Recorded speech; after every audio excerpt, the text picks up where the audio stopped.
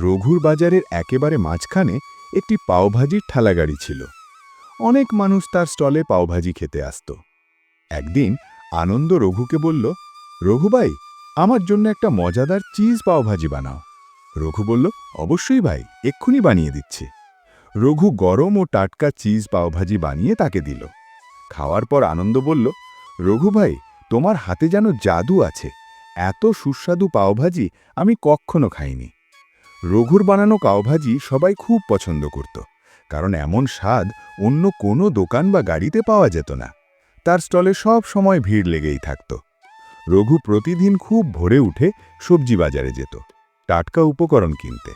সে তাজা সবজি আর মাখন কিনে আনত। এই ভালো উপকরণের কারণেই তার ব্যবসা ভালো চলত এবং তার খাবার সব সময় খুব সুস্বাদু হতো। সে প্রতি প্লেট পাওভাজি 25 টাকায় বিক্রি করত এবং ক্রেতারা আনন্দের সাথে তা খেত। রঘুর এক বন্ধু ছিল, নাম গিরিধর। গিরিধর খুব লোভী মানুষ ছিল। সে ঠেলাগাড়ি নিয়ে বাড়ি বাড়ি ঘুরে ফল বিক্রি করত। কোনো ফল বিক্রি না হলে সে রঘুর স্টলের পাশে গাড়ি রাখত।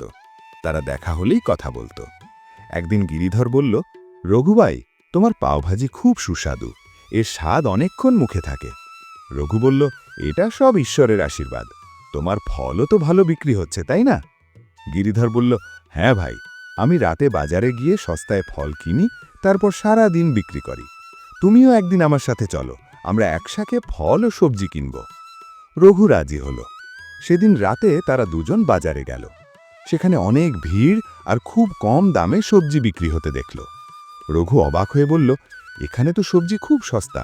সকালে একই সবজি অনেক বেশি দামে বিক্রি হয়। গিরিধর বলল, এই কারণেই তোমাকে এখানে এনেছি। এখন আমরা বেশি লাভ করতে পারব। রঘু অর্ধেক দামে সবজি কিনল এবং পরদিন সেই সবজি দিয়ে পাওভাজি বানালো।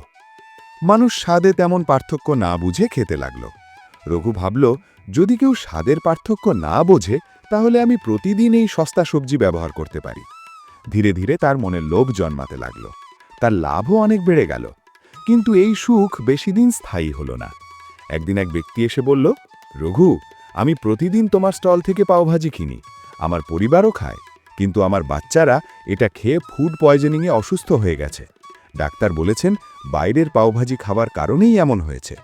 এ কথা শুনে রঘু ভয় পেয়ে গেল। সে বলল, আমি তো ভালো পাওভাজি বানাই, অন্য কারো তো কোনো সমস্যা হয়নি। লোকটি রেগে বলল, আমি তোমার বিরুদ্ধে থানায় অভিযোগ করব। তাদের ঝগড়া শুনে অন্যান্য ক্রেতারা প্লেট রেখে চলে যেতে লাগল। রঘু অনেক ডাকলেও কেউ আর তার কথা শুনল না। নিজের ভুল বুঝে রঘু খুব দুঃখ পেল।